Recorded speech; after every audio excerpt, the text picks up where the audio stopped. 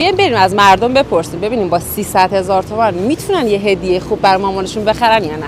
والا الان چند تا تخم مرغ بردارن قیمتش میشه 300 تومن. یه سوال دیگه، برای مادرتون چیزی خریدین؟ برای پارسال براشون یه ویلا گرفتن تو اندرزگو. ویلا؟ بله. مبارکشون باشه. 300,000 تومان. دقیقاً 300,000 تومان.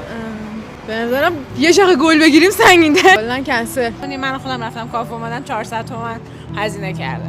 میتونیم یه شاخه گل بگیریم فقط. فقط.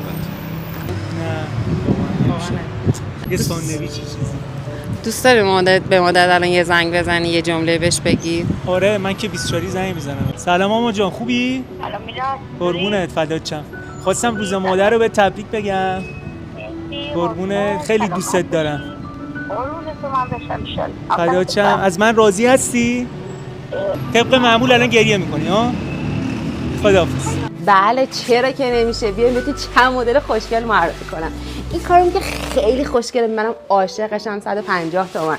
این کارمون خیلی ترنده، فقط 180,000 تومن. و یکی از کارهای دو تیکه خیلی خوشگلمون 150,000 تومن. جدیدترین گلدون طرح دست فقط 150 تومن. و یکی از کارهایی که خوراک ماماناست چون هم کلاسیکه هم خیلی خوشگله 300 تومن 150 تومن.